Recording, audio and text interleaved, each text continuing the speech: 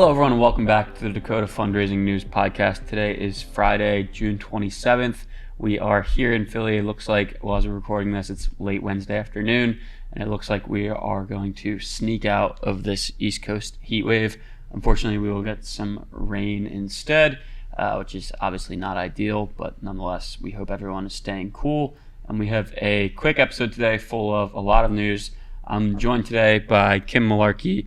Kim, you all, maybe if you're listening, have talked to before. Kim runs our renewal team, so she works very closely with our customer success team and with our data team and finance teams, making sure all of our customers are happy and continuing partnerships.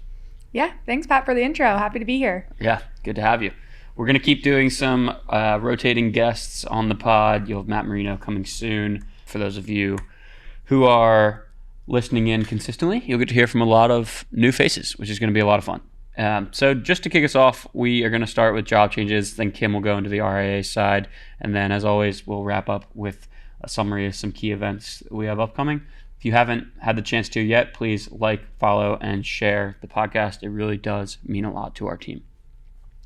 First, we're starting down in Miami, where we have the international multifamily office, Brain Invest Wealth Management. They have appointed Gareth Evans as their head of U.S. growth. Gareth is based in, like I said, Miami. He was the head of business development at Rose Capital Advisors prior. These next two are over on the institutional side. So we have the Truth Initiative. They are a foundation. They have appointed the former Optical Society of America finance chief, Gary Tang, as their chief financial and investment officer. They disclosed this in a recent announcement. They partnered with an executive search firm, Bridge Partners, for this. We actually have a really powerful tool we're launching very soon for executive search firms and executive search professionals at private equity firms. So be on the lookout for that if you're listening in. And then finally, the outgoing CEO of NatWest's RBS International, whose name is Oliver Holborn, is reportedly going to be the frontrunner for the executive position at the UK's National Wealth Fund, NWF, which has been seeking a successor to John Flint, who departed in February. So very exciting. Not quite confirmed yet, but we're hoping that it will be soon, and you all will be the first to know. Kim, why don't you take it away on the RIA side? Awesome. Well, starting off, Centrica Wealth Management launched in Miami, receiving conditional approval from the SEC on March 14th. The firm was founded by JP Morgan's veterans Alejandro Gambiazero, formerly a senior banker from the LATAM region, and Jesus Urrutia, a former executive director. Nice. Tough names to get you started in your first episode. Yep, but we got it through. And next up, Focus Partners Wealth acquired Virginia-based David Wealth Management in a transaction that is expected to close in the third quarter of 2025.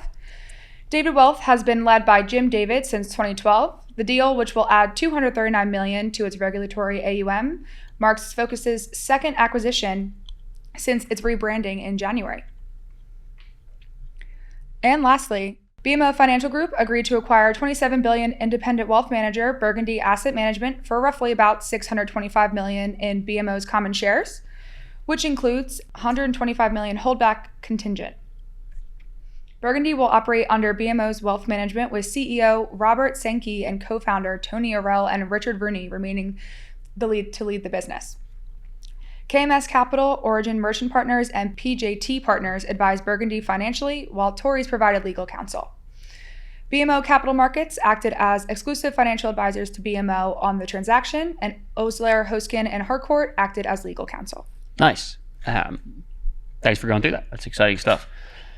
We will jump to the institutional side here, sort of a random smattering of institutional news for our listeners today, so bear with us. And obviously all of this you can keep track of in Dakota Marketplace. If you haven't seen, on the right side of the homepage, you have institutional news listed there as a preview of what you can expect in that newsletter. I'll read off a little bit from there today. So first, the Municipal Employees Annuity and Benefit Fund of Chicago, they have launched a real estate search. They're looking to award multiple mandates totaling about $25 million in investments. The deadline is July 22nd. Marquette is going to be helping them with the search. The Arizona State Retirement System is also making some moves. They're discussing their allocation pacing across private equity, credit, and real assets.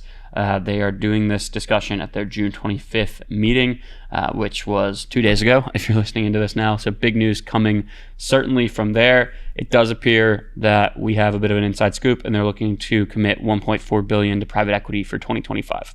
Finally, affirming the recommendations of NEPC and the investment staff, Ventura County Employees Retirement Association has made a $20 million add-on commitment to Harborview Royalties Fund 1, totaling a $30 million allocation to the same fund. They started the first $10 million allocation to that in 2023, and now they have upped that. Dan Gallagher is the CIO of Visera, and he said that Harborview is the pension's first and only investment in royalties. It's pretty exciting.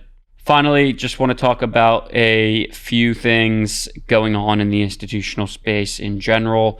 A couple of divestions, actually. I don't know if that's the appropriate word, but we're going to go with it. So the China Investment Corporation, CIC, is said to have halted plans to divest $1 billion in U.S. private equity fund stakes, including their holdings in Carlyle, KKR, and TPG. Obviously, this is sort of all part of the globalization that's happening right now and the sort of de-escalation of efforts between U.S. and Chinese officials. So when the conflict was high, they said they were divesting. Now that the conflict is a little bit more calm, they have sort of walked that back a bit. So good news, I suppose, for Carlyle, KKR, and TPG. And as always, good news in a world that is full of not so good news. Finally, on the more fun side, the Screen Actors Guild and the American Federation of Television and Radio Artists, also known as SAG, they're the ones that vote at a lot of the award shows, actually, are actually a pension plan. Not sure if everyone knew that. I certainly did not. But that pension plan, of course, makes investments like all pension plans. And they have voted to remove fossil fuel investments from one of the pension plans. That is the SAG Producers Pension Plan. It has roughly $5 billion, and at least $100 million of that is in fossil fuels. So they'll be removing that portion of the allocation, and we are expecting the rest of the pension plans that they work on to follow suit, which is exciting stuff. I watched The Godfather Part 2 last night, speaking of movies, and it is as good as it ever has been. Wow. It's awesome. Kim, you've got some fundraising news for us. Yeah, Pat. So just starting with North Haven Capital 9, we're oversubscribed with total capital commitments of $3.2 billion against the target of $2.5 billion. The fund surpassed its $2 billion predecessor with commitments from new and existing investors, including $75 million in the state of Wisconsin Investment Board. Yeah, that's really exciting. So that's the 9th vintage of North Haven Capital Partners, private equity arm of Morgan Stanley. Awesome. Yeah. And then moving on to the middle market focused private equity firm, Greenbelt Capital Management closed its inaugural fund of $1 billion, marking an oversubscription against its initial target of $750 million. Exciting too. And it looks like there was some support from both new and existing investors there across pension funds, sovereign wealth, and insurance companies. We actually have those allocations in Marketplace. So check that out. Well, great. That'll wrap up most of the content that we have to go through today. Kim, thanks for coming down to the studio. I know you're obviously very busy with our customers, and you're on the road a little for Dakota Cocktails, right? Yeah, we've got a few Dakota Cocktails coming up in July, which we're super excited about. So we've got Denver coming up on July 15th. That will be at the Clayton Hotel and Members Club. So we hope to see you guys out there. And then as well as we're having an event in Washington, D.C. at Hotel Washington on July 21st. I will be there, so I'll be out there on Monday. So excited to see all the customers in person. I love it.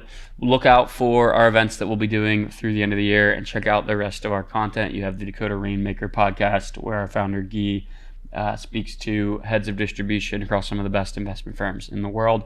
I actually sub-hosted for one of those, so if you do like my voice, you can check out my conversation with Dwayne Louie from Verser Investments. We talk a lot about AI and more and more. So thank you, everyone, for listening in, and we will be back next week.